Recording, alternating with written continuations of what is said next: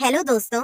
मेरा भाई आज मेरे कमरे में सोने के लिए आ गया था, लेकिन उनकी मौजूदगी की वजह से मैं वो सब काम नहीं कर पा रही थी जो मैं आमतौर पर रात के अंधेरे में करती रहती हूँ, जिससे मुझे बहुत आनंद मिलता है। पर मुझे क्या पता था कि आज के रात कुछ ऐसा होगा कि मैं पसीने से नहा जाऊंगी। उसने केवल 2 उंगलियों से मुझे पागल कर दिया। और अब यही सब मैं आपको अपनी कहानी में बताने वाली हूँ। मेरा नाम रेखा है।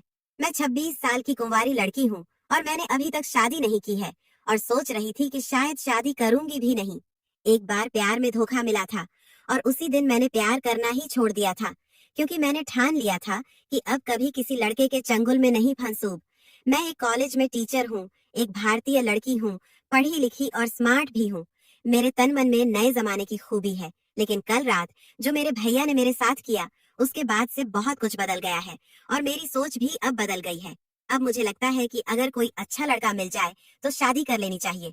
कल रात की बात है। मेरे भैया जो 32 साल के हैं और आर्मी में हैं, और भाभी का हाल ही में एक ट्रेन दुर्घटना में निधन हो गया था। रात का समय था। हम लोग खाना खाकर कुछ देर टीवी देख रहे थे। फिर मैं और भाई छत पर टहलने गए। भैया ग्राउंड फ्लोर पर सोते हैं और मैं फर्स्ट फ्लोर पर मेरे बगल वाले कमरे में मेरा छोटा भाई सोता है। रात के करीब 1 बज चुके थे और हम दोनों नीचे आ गए थे। तभी भैया मेरे कमरे में आए और बोले, कविता अभी नींद नहीं आ रही, चलो बातें करते हैं। हम दोनों बिस्तर पर लेटकर बातें करने लगे। बीच बीच में भैया अपने मोबाइल पर खेल रहे थे और मैं भी अपने मोबाइल पर लोगों के स्टेटस देख रही थी। तभी जोर से बारिश होने लगी और हल्की ठंडी हवा भी चलने लगी, जो हमें बहुत पसंद थी। देहरादून की हवा वैसे भी बहुत अच्छी होती है। कुछ देर बाद भैया सोने लगे। मैंने कहा, भैया आप अपने कमरे में जाइए, आपको नींद आ रही है। भैया नखरे करने लगे और बोले, कविता तंग मत करो ना प्लीज। ऐसा कहकर उन्होंने अपनी आंखें बंद कर ली और 2 मिनट के बाद गहरी नींद में चले गए। मैं उठकर बाथरूम में चली गई और अपने कपड़े बदल लिए, क्योंकि मुझे टाइट कपड़ों में नींद नहीं आती। फिर मैं वापस आकर बिस्तर पर लेटी और मोबाइल पर कहानियां पढ़ने लगी। आजकल मुझे बहुत सारी बेहतरीन कहानियां पढ़ने को मिल रही हैं।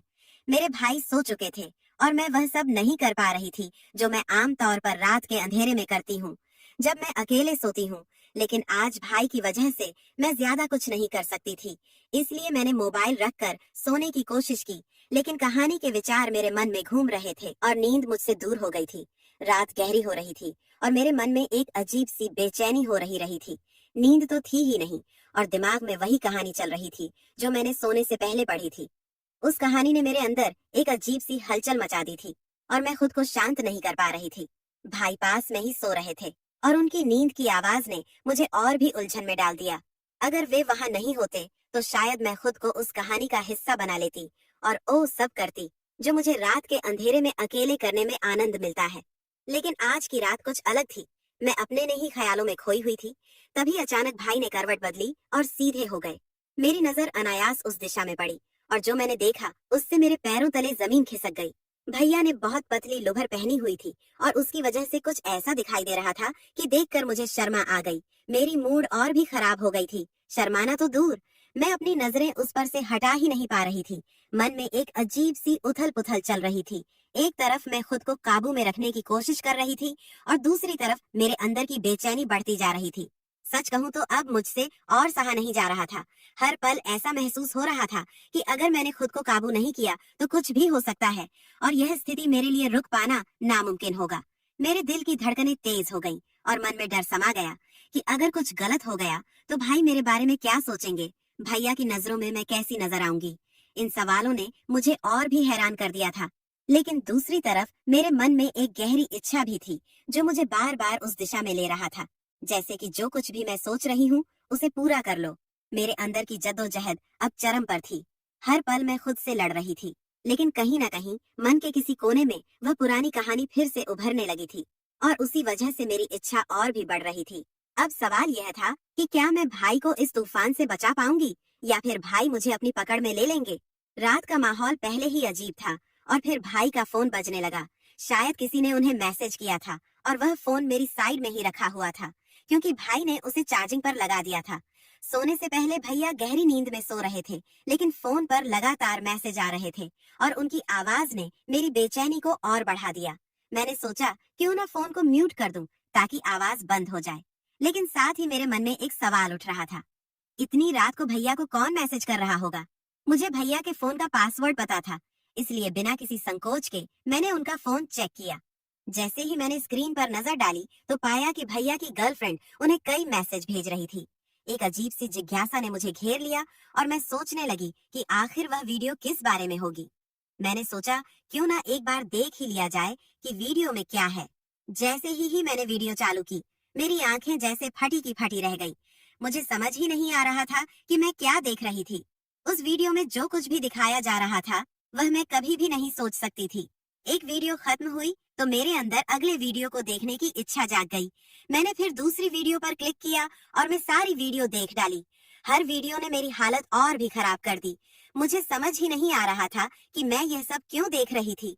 मुझे यह इतना अच्छा क्यों लग रहा था। फिर भी मैं रुक नहीं पा रही थी। मेरे हाथ कांप रहे थे, लेकिन मेरी नजरें स्क्रीन से हटने का नाम नहीं ले रही थी। हर गुजरते समय के साथ मेरी बेचैनी बढ़ती जा रही थी। मैं खुद से जूझ रही थी, यह क्या कर रही हूँ। यह सवाल बार बार मेरे दिमाग में गूंज रहा था, लेकिन अब मैं खुद को कंट्रोल नहीं कर पा रही थी। वह वीडियो मेरे अंदर के तूफान को और बढ़ा रहा था।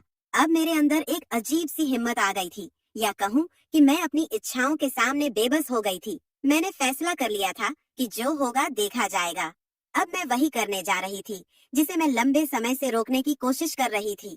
मेरे हाथ कांप रहे थे, दिल की धड़कनें तेज हो रही थी। मैं धीरे धीरे भैया के पास खिसक गई और उसके पास लेट गई। कुछ ऐसा हुआ जैसे कुछ हुआ ही ना हो। मन में हलचल मची थी, लेकिन मैंने खुद को संभाले रखा।